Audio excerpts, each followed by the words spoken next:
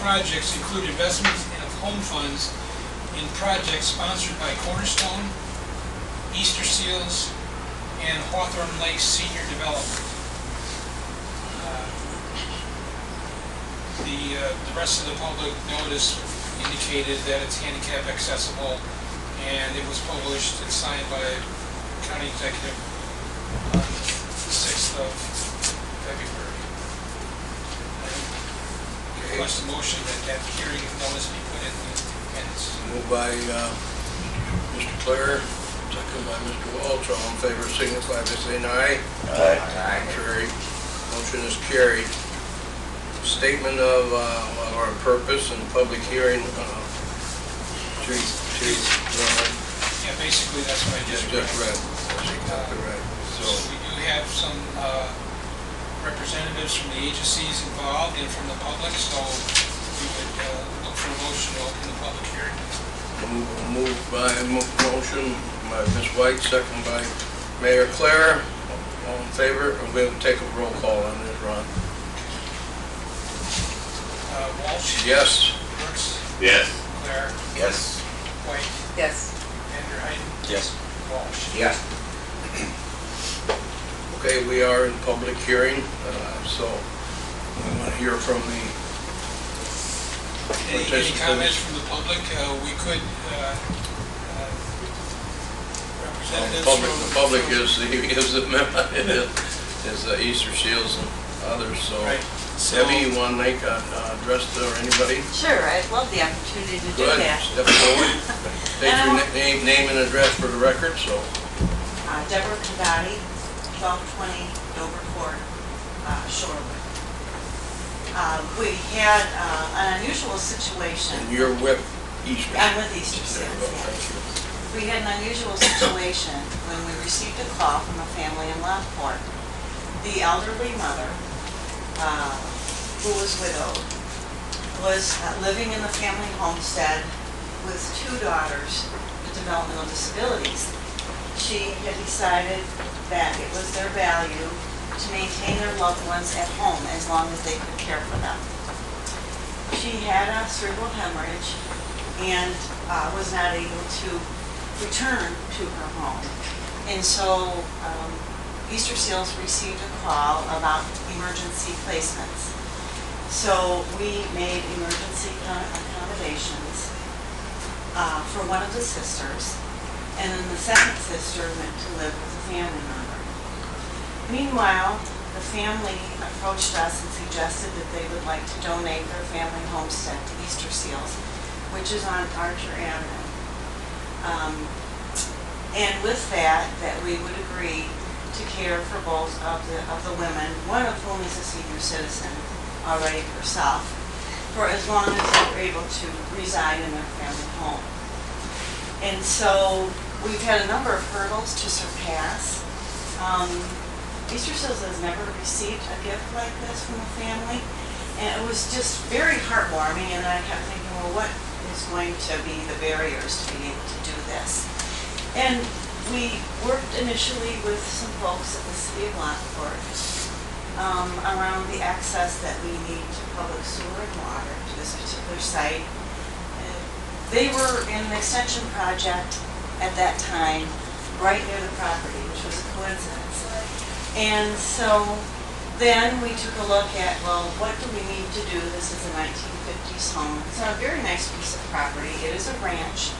It's about 1,600 square feet. And when we contacted the office about home funds, it seemed like there was an opportunity perhaps to have some funds to do some of the needed renovations there. So that fell in place. So meanwhile, we're in the process of receiving the deed for the property, and we've made a commitment to care for the ladies. It will also allow 3 to 4 other seniors with developmental disabilities to reside in that location, and it would be Easter Seals' first site in Lockport. And I must say the people that are with the Village of Lockport there have been very encouraging to us. It is zoned appropriately because it's under 6 people, and it's in unincorporated Will County, I believe, at this time. It was just a wonderful thing. So I hope that it works out, and we appreciate your consideration. Is it handicapped accessible? That's what we need to do. Oh, that's what you're renovating? We install a residential sprinkler system, handicapped accessible. We're doing some remodeling, of course, to the facilities to make it that way, and some upgrades. It is an older home, but it's a nice location. It's a nice solid home. It gives us a start in another community that's not had resources like this before, and hopefully a few other families from that community will be able to benefit. It's a nice story. Great. Any questions? You said that the city of Lockport, working with those officials with you, and you said it's an unincorporated Will County. It's one or the other. Yeah. It's in, what is it? It's in unincorporated Will County. However, they do have to connect to city sewer and water in order to accommodate the fire suppression requirement. Yes, yeah. Are they gonna have to annex? I'm sorry. Are you gonna have to annex to the city or no? No. Okay. And the family is paying for the costs of that extension. Okay. Is that part of the Bonnie grade? Water and sewer? Oh, it's not, Part of the city. oh, part of the city? Yeah. Okay. The city happened to be in the neighborhood extending water and sewer Yeah, well, at the time, and then this came up last fall, and the timing was pretty good. yes. But the problem that we have right now is the fact that we did not ever project, at least in our 4-year plan, the use of home funds for rehab. So that's the dual purpose of this course, is to incorporate this project into our plan and also rehab. Mr. Brooks, you had a comment? Yes, Debbie, the funds you're asking for here from this committee, will that fix all the ills there, or is there more you have to go after and or seek other grants to help bring this house under ADA or whatever you need to do? Would this fix the problem? With the request, and I believe the recommendation from staff, and the funds that the family is sharing with us, and some of our own resources, we would have everything in place to Okay. accomplish what we need. Okay, good. Jim Walsh? Debbie, do I understand you said that the family pays for the extension of the sewer and water, They are. but yet this is going to become an Easter seal house. This is going to Yes. be, and they're going to stay there till they can no longer stay, and then, but it's still totally your The house. deed is being transferred to us, yes. It's an unusual situation. Very refreshing. So even after the other two ladies are gone off the scene, you'll still own the house, other person come in and take Correct. advantage of it as well? Correct. And there's an agreement that's being developed to that extent that speaks to it, a legal document, when we accept the property, the understanding with which we're accepting it, and that we would move forward and serve, other people as well, and the sisters as long as they would qualify to be served. So, Good. Any other questions? Tim, Chris? Very nice.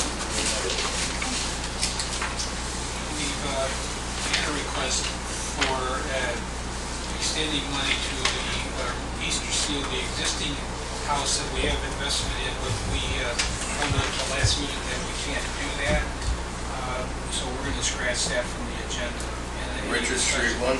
There's a Richard Street project which we already invested home funds in, but we're prevented from investing additional funds because we're still in a period of time where the funds are affordability period. The other issue that we have, the last minute change on, is the Hawthorne Lakes senior residence. Tim, would you like to just Sure. briefly talk Why about don't we that? take the cornerstone? Okay, all right. There, here. Go. Hi, I'm Sue Boltman with Cornerstone. My home address is 2190 Finn Road Circle in New Lenox. So Cornerstone has a great long-standing history working with the county, and we appreciate this opportunity to get some additional funds for renovation. Our request was for several properties that we own in the Will County area that have aged and now are in need of renovation. In addition, as the consumers that we serve age, their needs change, and we need to make the homes even more accessible than they already are. Things like putting in hard floors, tile floors rather than carpeting for people who have wheelchairs and are now in wheelchairs or have walkers. But we had 8 properties throughout the area, generally with the issues being that they've aged, and when you have a large number of people living in a home, they tend to require some renovation as time goes on. And so this will give us an opportunity to make those changes that we know are much needed in this group of homes, to make the home situation for the residents living there just more appropriate and accessible for them. Any questions? Yeah, Jim? I see that one of these is in Manhattan, and I know where the house is, and what I was wondering, I see these people occasionally with the food pantry and such, and is there somebody stays with them in that house 24 hours a day? There is, yes. Yeah, it's an apartment building, and one of the apartments is a staff apartment, so there are staff there 24 hours a day, 7 days a week, awake, yes. Anybody else? Any other questions? When you do these renovations, do you just pick and choose and ask a contractor to do these, or do you put them out for bid, or? They go out for bid. They do go Yes, out for bid, yes. okay. Our maintenance director puts all of these out for bid, yes. Okay, Yes, and that would be the plan with these as well. okay. Good. Because federal dollars are involved, you Yeah. have to bring each unit up to code. Yeah. So there may be a wish list from Cornerstone's perspective that says we need to do this, but we're gonna have an independent inspector look at the property and determine if there are additional things that need to be done to bring it up to code. So it's not gonna be just cosmetic, it's gonna be structural and, the HVAC, et cetera. So we're gonna look at that. So depending on the amount of money for each unit, we may do fewer units than the 8 units. Let the record show Jim Eustace is, Jim. You have 8 units, 8 different units, would you? Right. Would that be, would one contractor handle them all, or do you put a bid out for each individual unit? I believe they would put out a bid for each additional, or for each location. Okay. Yes, it would be a separate process for each location. So, any other questions? All right, thank you very much, Sue. Thank you. Okay, Tim? Very quickly, I received a call this morning from Jim Roberts, who is our liaison on the Hawthorne Lakes. Everybody know Tim Mack? Everybody? Okay. Sorry. And he informed me they were in process of applying for 4% low-income housing tax credits. They received word late Friday that they were not going to receive it in this round. So that project, right now, they have to reapply for tax credits. So we'll scrap that for this round, and they're going to reapply with our normal cycle in April and May for home funds. They hope to hear something by the end of December. There was a proposed project is in Frankfort Township, and we were asked to participate in the plan. We were all set to make a recommendation. Then at the last minute, we found out that the tax credit application was not approved. So rather than approve an allocation at this time, we're going to hold off and make a recommendation when we know that the project is going to go forward. I was hoping that the mayor would be here to discuss that issue, because it is going to be in an unincorporated Frankfort. Unincorporated? I wouldn't mind chatting over here. Yeah. No. Thank you. I think the township Supervisor, I've supported some of these projects, I've not supported some. I'm not so sure that Frankfort Township or Frankfort or the village of Mokina or the village of Tinley Park, all which are in Frankfort Township, this equal education, have supported this. They've asked me to give a letter of support, which I did once, and then I gave a letter of non-support. So, obviously, they've gone around all the locals, so I came directly to you. So, unincorporated Frankfort Township has affordable housing, and a lot of it.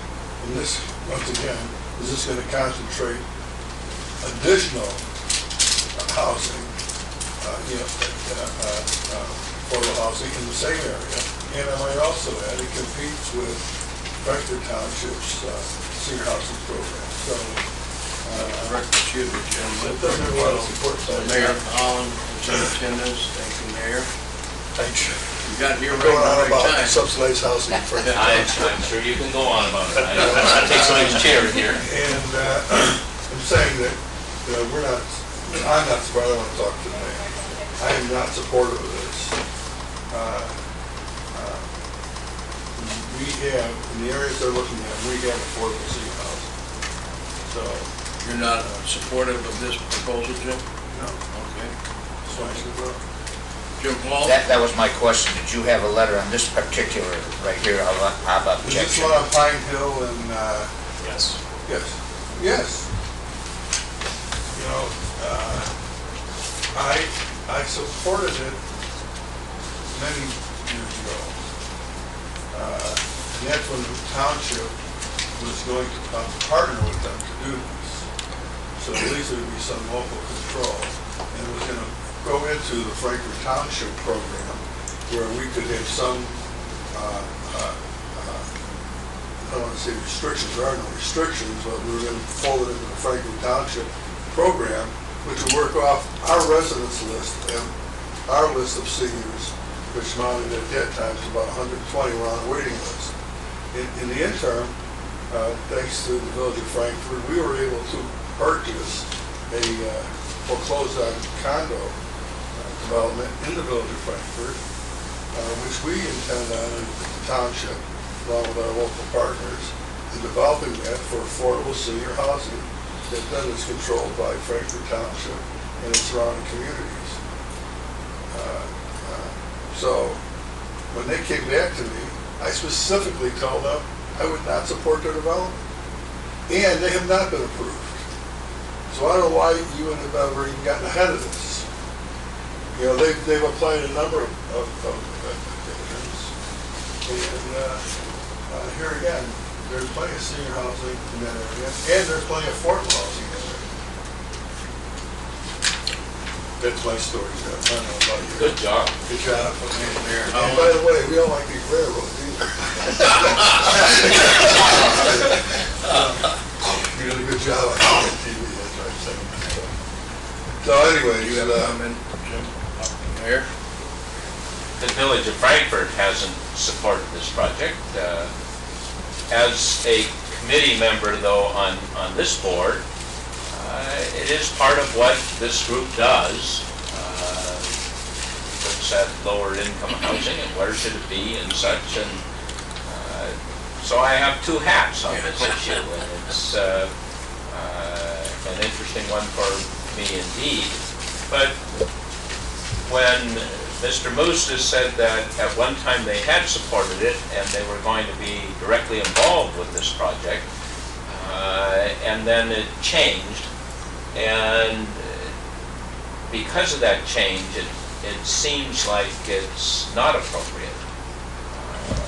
And I don't know how far along it is. I did not think that it had been approved by the county, but it hasn't. Well, it hasn't. It has not been It's not approved. been- We were putting it on the agenda because we were told that they were applying for, the developer was applying for tax credits, and that the approval was imminent. However, we just were notified today that it was not approved. So we're pulling our, the item off the agenda until a further time.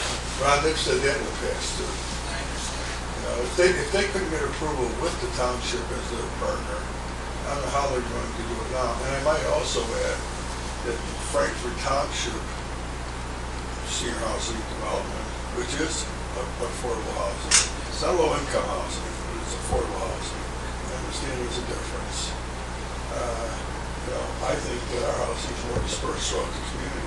Some of it's in, kind of like between Frankfurt and Mokina. Our latest development is in the Village of Frankfurt.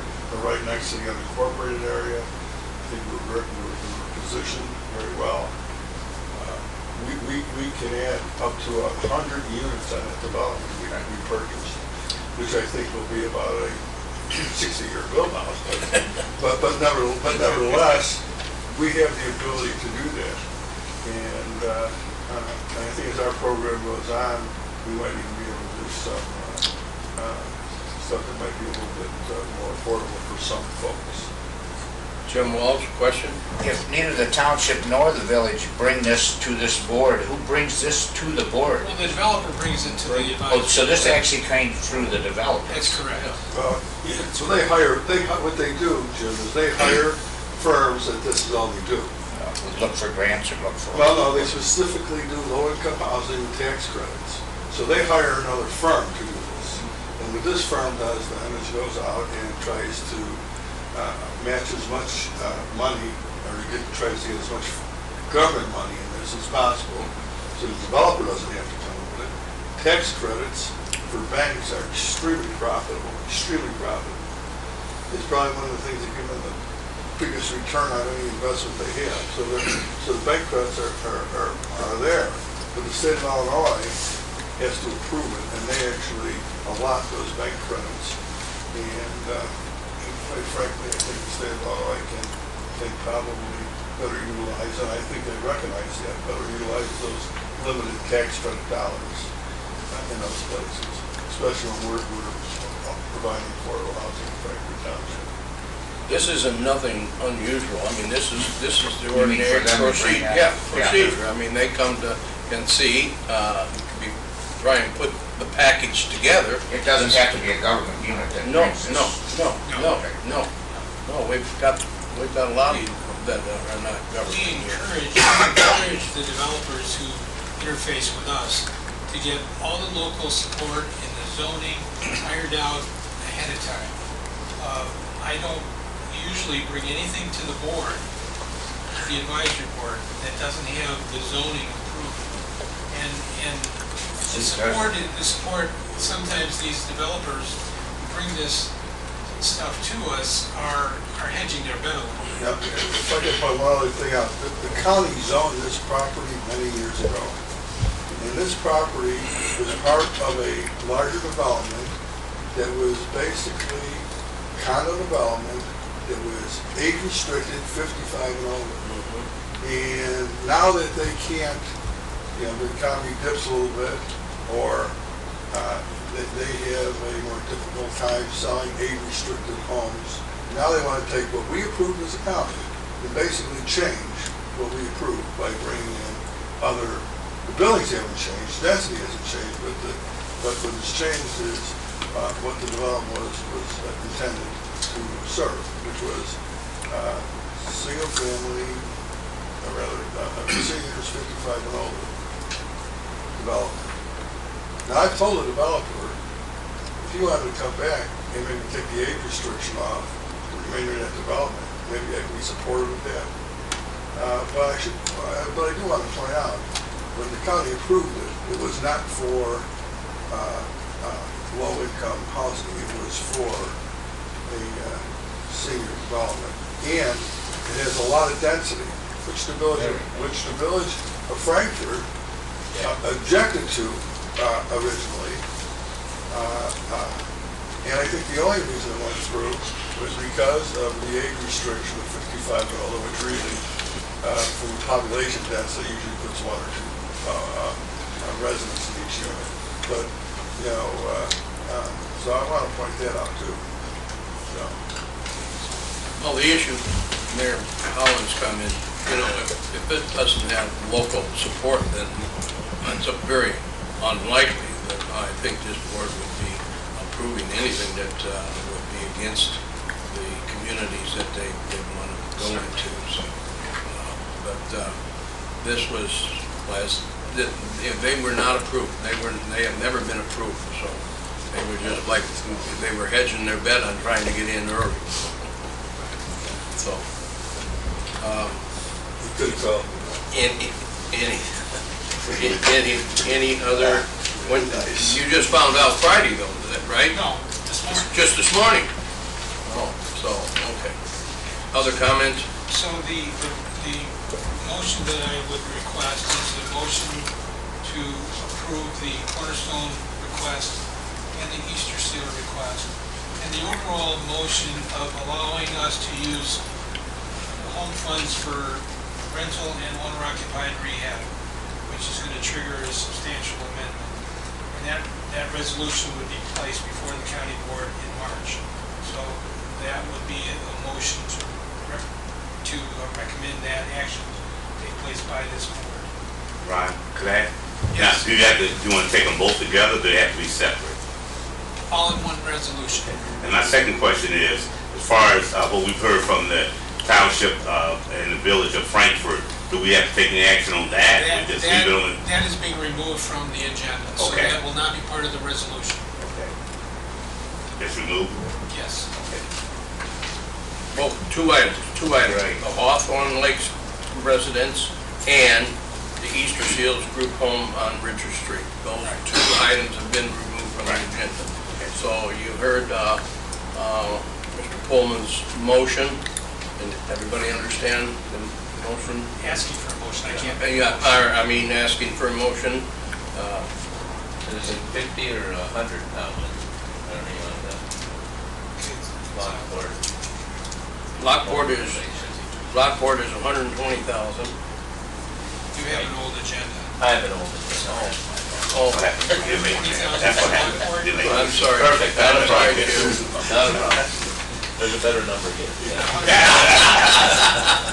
It's 120,000 for the Lockport home rehabilitation and 167,000 for 8 properties with Cornerstone Services and for rent rehab also. So, and then the other issue is to be allowed to spend money on renovations through the offices, correct? That's correct. Motion, Make that motion. Jim? I still make a motion to just put it on, say it all. No, he said it all Say so already. He said it all moved, yeah. already. Is there a second to the motion? Mr. Vanderheiden seconds it. Ron, let's have a roll call on the motion. Walsh, Yes. Brooks, Yes. Eustace, Yes. Holland, Yes. Claire, Yes. White, Yes. Vanderheiden, Yes. Walsh. Yes. Okay, thank you very much. Moving on to other business. Okay, public hearing is, has Oh, been yeah, oh, closed. okay. Need a motion to close the public hearing. The other's not under public hearing, right? Moved by Mr. Clare, second by Mr. Mustis. All in favor, signify by saying aye. Aye. Contrary, motion is carried. Now, moving on to, We have a little housekeeping to take care of. Plainfield Township, their intergovernmental agreement, which is attached for your review. This has been approved by the Will County State's Attorney. And what we're basically doing is taking money that was set aside for Plainfield Township. We've been working on the Sunnyland project, drainage project in the subdivision just adjacent to Crest Hill and Joliet. We've been working on that project for the last 6 months or so. And we need a formal authorization to basically take that project back internally. So the money was approved to be granted to the township, but because of the complexity and the need for daily oversight, the township didn't have the staff capacity to do it, so we've assumed that role internally. Basically, this agreement is an agreement that allows the county to take back the grant and oversee the project. We've done this in the past, and we've been doing this, but I wanted a formal authorization because not only has the township government changed with the new supervisor, but the project scope has changed a little bit as well. So we've added additional funds to the project, all approved by the county board. So we're asking for this intergovernmental agreement to be approved to allow us to administer the day-to-day activity of the Sunnyland project, the amount of $434,751. moved by Mr. Mustis. Second. Second by Ms. White. Any questions on this? Did you work this agreement out with the township? With the township and with the state secretary, so that both sides are protected. Okay. Have they spent any of that money yet? Oh, yes, we've been spending If money. this project is Well, ongoing. actually, we've been spending this money and also, we had another grant from the state of Illinois, $750,000. So the project is right now in transition because of the winter, obviously, but in the spring it'll start up again and we'll hope to finish it by then.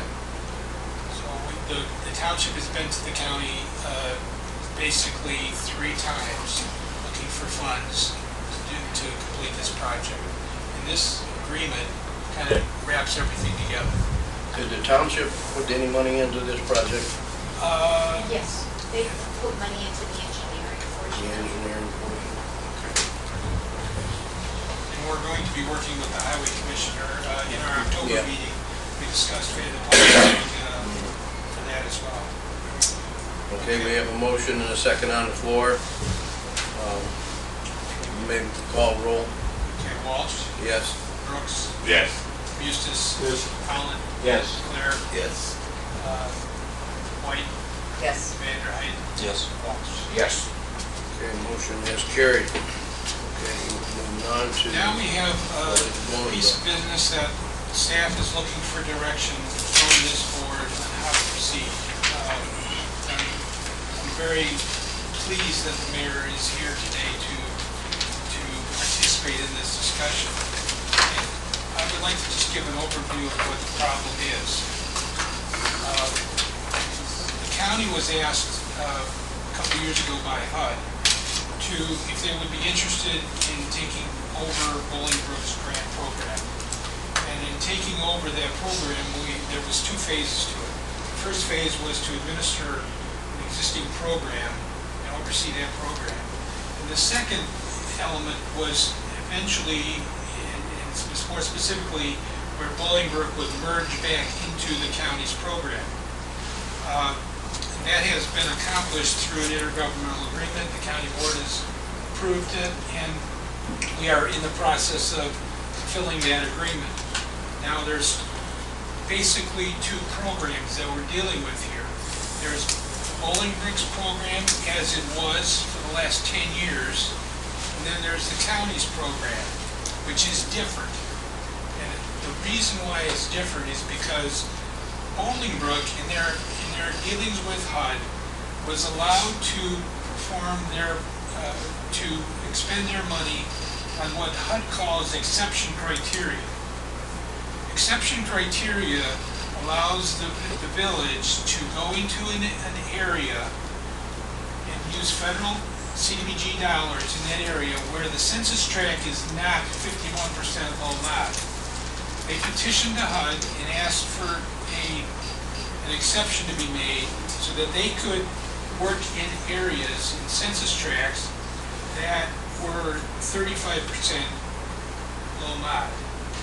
So if if anybody has a question on that, I can explain it in general terms. We canvass an area, the census tract determines whether or not an area has the income levels necessary to participate in that area. Okay, so the census tracts in Bolingbrook were such that there were very few census tracts that had 51% low mod residents based on census data. Bolingbrook for the last 10 years has been operating in those areas at 35%. Now when they merge into the county's program, the county does not have exception criteria. All of our projects require 51% low mod. If the census tract is not supported, then we ask the community to take a survey, an income survey, a door-to-door income survey, in order to qualify the area. So if we're working in Wilmington, if we're working in Frankfurt, if we're working in Manhattan, wherever we work, the census tract has to support the 51%. If it doesn't, then we ask the community to do the survey. So the dilemma that we have right now is that Bolingbrook has submitted projects for our new plan under the county's jurisdiction for the year 2013, which is a current year. I think it's $275,000. They want to use those funds in the areas where the exception criteria exists. And we are now, staff is at a dilemma because we need direction as to what this board wants us to do. If we are to continue with our plan of requiring 51%, then the village would have to do income surveys in order to qualify these areas. Now, what we're talking about primarily is road reconstruction projects. That's how the village has seen fit to use their project money, their grant money over the last several years. And again, that request has come to us to use that money in those areas that the census tract shows 35%. So I open it up to the advisory board to give us direction as to how they want us to proceed on that matter. I've got a question. When we're trying to establish the criteria of the area to be 35%, 51%, and say if it doesn't meet, I'm not talking about Bolingbrook right now, it's just in general. And if it doesn't meet the 51%, then we ask the applicant to go out door to door. And the reason that is we're allowing the applicant to prove to us that it meets the 51% criteria? That's correct. Okay. That's correct. Mr. Eustace? Is the 51% guideline, Ron, is that a federal guideline? Yes, it is. You know,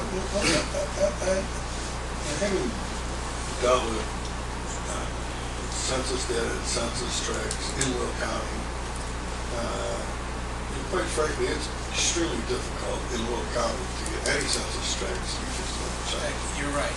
I mean, it's almost impossible. I mean, we have, my guess is, in all of Will County, we might have a handful that are 51%. And I'm thinking we don't have any that are 51%, but there might be a couple. But there's a couple, you know. But my point is it's a real challenge to get to 51%, and it doesn't mean that an area isn't. When you look at Will County comparatively to our average income in Will County, that we don't have people that are lower income or lower in that lower percentile in that group. You know, I wanted to say in general, not necessarily about Bolingbrook, I do think that we should allow exception when we know as local residents of Will County, we know what areas are more in need, we know where there's lower income, and because in the census tract you might have, you know, some data or some blocks that throw up all the data totally for the tract. You know, so I do think the idea of us using some discretion on census tracts, just in general, is a good policy for us to consider. Now, I don't know if it's 35%, I don't know if it's 40%, but I would like to see us, maybe this board, actually establish a policy on exception. Certainly we have to address Bolingbrook, but I'd like to see us actually establish a policy on when we apply exceptions. Do we qualify, Ron? Could we petition federal HUD that we could have exception criteria? We could. We have not in the past, but we could.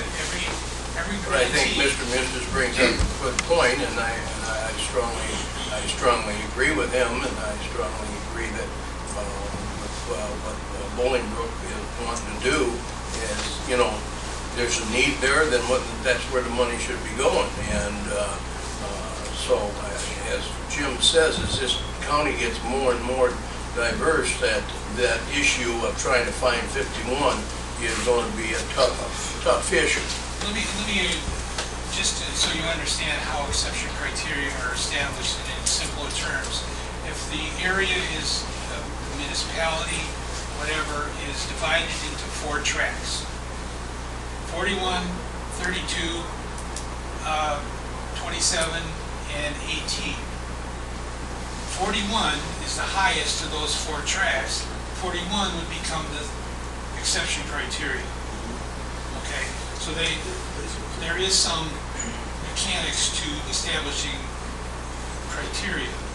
Now, what we were trying not to do is water down the program over these past several years.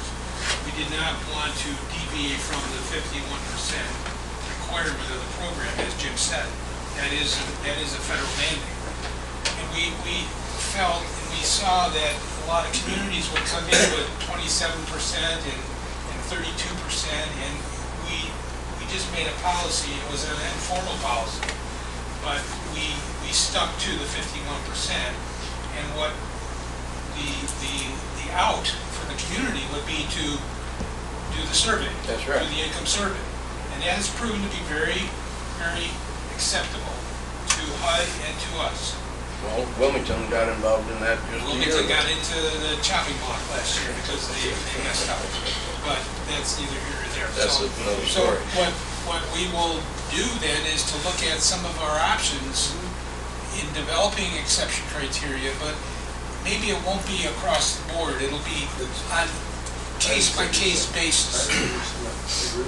But we do have to have a policy, and we will work on that policy and report back to you at the next board meeting. Question here is more specific to Bolingbrook. how does this board want us to function using the existing, now we're not gonna have to, we're basically gonna have to allow Bolingbrook's exception criteria as it stands to be part of it. We're not gonna allow anybody else's exception criteria at this point, if they so apply, because we have a new application around. Well, that's been in existence for over 10 years, or whatever. Mayor Clary, you want to make any comments? Yes, thank you. Just very quickly, if I could, Bolingbrook's incorporated 65,000 people. It's grown about 74,000 people. It's an extremely diverse community, probably more diverse than any city represented in Will County. In terms of population stats, we're probably 50% minority, between Hispanic, Black, Asian. That's been our strength. People come to Bolingbrook because it's diverse. It's diverse by not only community, but by neighborhood. We don't have an African American neighborhood. We don't have an Hispanic neighborhood. The older part of Bolingbrook clearly has been a problem over the years because those homes were built unincorporated by production home builders, $8,000 and $10,000 homes. Most of them on slabs, aluminum wiring, no sidewalks, limited street lights, and narrow streets. So one of the things we tried to do with the CDG funds, and it was approved by HUD in order to do this, was for us to get to fit, because we don't have neighborhoods of quote-unquote poor people or less low-income people, was use those funds to improve that infrastructure to match the balance of the community. We put in additional streetlights for safety and security to match the street lighting pattern of the newer part of Bolingbrook, which is a considerable amount. We've added sidewalks as we could afford to do so over the years with CDBG funds. And of course, we've done streets with the CDBG funds. We've operated that way, as said, for 10 years. Now HUD's had it changed, and they don't really want smaller entitlement communities such as Bolingbrook operating more. So they strongly suggested we come back in with Will County, which we've agreed to do, and all the agreements have been done, and this board approved the agreement, so on and so forth. We'd like to continue to operate that way as we can. There is certainly the possibility that within a handful of years we could run out of those kinds of infrastructure needs. We've tried to avoid anything exotic. We're not doing anything in housing or anything that is, on the fringe. Basic infrastructure improvements in those specific neighborhoods. And if you're familiar with both of you all, you know you are. It's the area in the southeast corner behind the shopping center that's essentially empty, along with a carpet place, which has been an eyesore I've been unable to correct. No going north up into Briarcliff, that whole southeast part, that's was the original Dover Homes development in Bolingbrook in the early 60s. So we'd like to continue. I think the problem may well rectify itself, because at some point we run out of even those projects. We don't know, but then again, who knows what the HUD rules will be by then. At a minimum, I would like to have some kind of a sunset so where this is revisited. It actually can be revisited every year. I've got no problem even doing that. But we're going through a huge transition internally to do so, and that seems to be moving along well, and this is the last hurdle. In order to get this transition finished, we're not looking for any favors, we're just looking for what we've been doing. Approved by HUD. I wouldn't say it's the last term, because we have a payback, but that's going to be a tough one. It's a hurdle today. This is a hurdle, that we can. You know what the payback's about? You all know that? No. We resurfaced the street and didn't have an environmental study done on it. Now, how ignorant is that? There's a checkpoint. Did you do an environmental study? We resurfaced the existing street, did not increase it, nothing. And HUD put their foot on the floor and said, nope, can't do that. We gotta reimburse us. I was embarrassed that our governmental agencies were doing so. In fact, some of the environmental study we did for the sidewalks, which were new, actually covered part of the street. They didn't care. So you did this study. I mean, HUD is, I won't say it because it's on the record, there's a camera pointing at me. But gonna make this transition, we're doing what we were told, and that is the payback. Any further, Jim? So do you need a motion? No, I got a couple more questions, Jim. Just a couple of questions. One is, if we diversify from this 51%, is that gonna maybe cut us back on our funding from the federal government? You don't think that would have any? And the other thing is, if we diversify on our percentage, and you said if we do this one now, we'll look at, are we gonna just look at these case by case, or do we need to set another number? In other words, if New Lenox comes, are we gonna give them a smaller percentage? I mean, how are we gonna set that?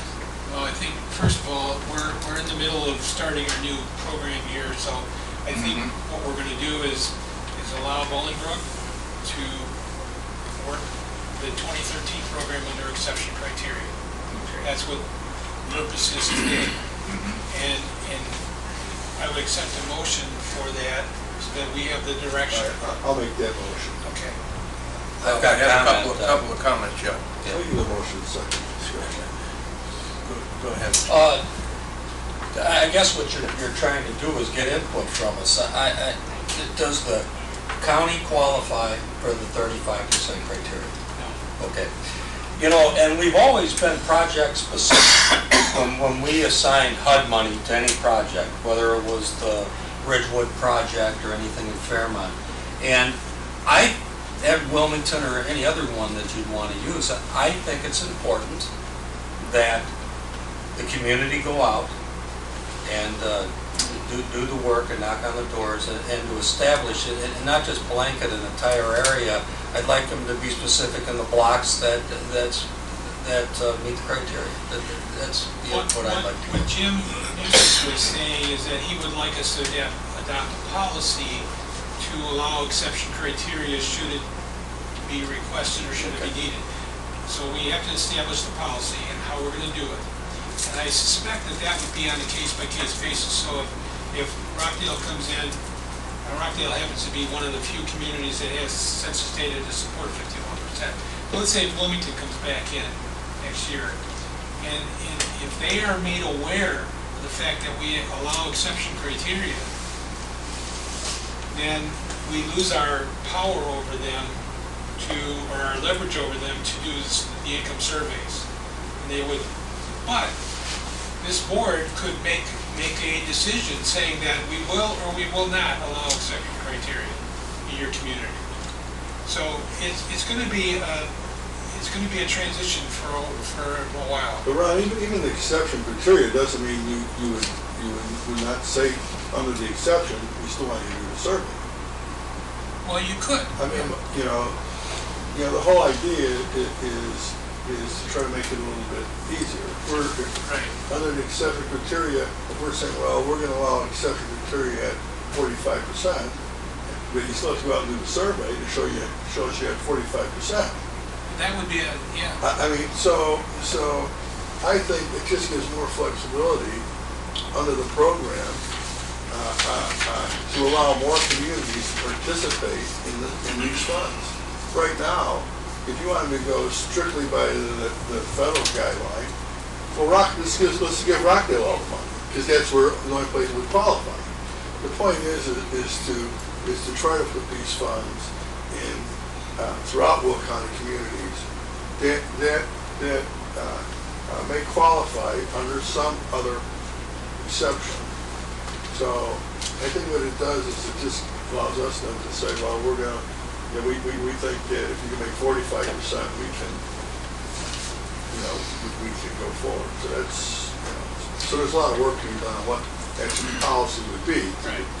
What I would recommend is that we work on the policy, put it in the form of a resolution, bring it back to this board at the next meeting, whenever that is, and then it would be adopted by the county board, so that everybody understands what the policy entails.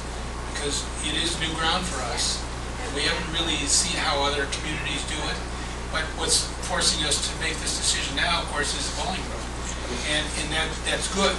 It gives us an opportunity to we've only spent money in Frankfurt 1 or 2 times, and that's because of the census data. If Frankfurt or if other communities playing field. We work in the townships, that's a little easier to work in the townships. If we had exception criteria, it might bring some of these projects into us that are not even seeing the light of day today. And I think Mayor Clare made a good point about the community of Bolingbrook. It's more homogeneous community, so people are dispersed throughout the community. It's not like you have just one group, and including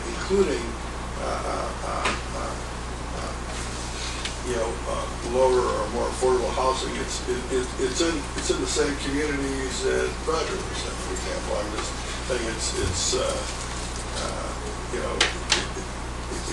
it's hard to get a census there, but it doesn't mean that within that community there's not a significant portion of people who might meet certain. They might not meet 51%, but they might meet 45%. I think this has some flexibility to utilize those funds best we can. This makes sense to me. Okay, motion and be in order. I'll move on, except for Bolingbrook. Moved by Mr. Bustos. Second by Ms. White. Call the roll, Ron. Walsh. Yes. Brooks. Yes. Eustace. Yes. Holland. Yes. Claire. Is this a conflict, No. No. Yes. White. Yes. Vander Eyden. Yes. Walsh. Yes. Could I add one more comment? Yes, you sure can. The reason we became an entitled community, and I was mayor at the time, once we had 50,000, which was the benchmark, I wanted to go entitled. I had sat on this board for years prior to that, and I watched this. I think we rebuilt the sewage system in Rockdale. I watched other projects continue to be funded, and Bolingbrook was lucky to get a dime. And so I thought, we're a large community, second largest community in Will County. We do have our problems, and even though we may hit the baseline criteria like some other parts of Will County do, we were entitled to something that was fair and equitable, and that's why we went for infrastructure. It didn't benefit anybody, any developer. It was just basic things to make a neighborhood that was deteriorating because of lacks on the part of people in charge in the early 50s or late 50s, and bringing it up to the same standards the balanced community is to maintain that diversity we have in our community, which we're very proud of. Well, you're not unique in the fact that we've helped, let's say, like Homer Township, which would be viewed as being generally a wealthy township. But there's certain parts of Homer Township that definitely needed our help, and we jumped in and helped them. And I know Mayor Holland has been quite vocal on if they need help, then we should be there for them. So I think this is an absolute right thing to do for Bolingbrook. Jim Walsh. I just one question, Ron. So you are going to go back and kind of draw us up a program on this percentage stuff and come back to us, and then we get to suggest or... Right. There won't be any numbers associated with it. Okay. Because each community will have different exception criteria. But establishing the process, the Yes. principle, is really what the policy is going to be. And then, these decisions will be aired at the public hearing when the projects are brought to us for review. And This policy changing, does it has to be supported by HUD? I believe that is part of the process, yes. So I'm So going to you- first get that. Yeah. I don't know if we can get this done before the application to go out this year, but I'm gonna try. Any other issue needs to be brought up before this advisory board meeting? Anything else, Ron? Staff? Thank you for everything. Thank you all for taking time out of your schedule to come this morning. Motion to adjourn. Moved by Mr. Clare, second by Jim Walsh. All in favor, signify by aye. Aye. Contrary, motion has carried.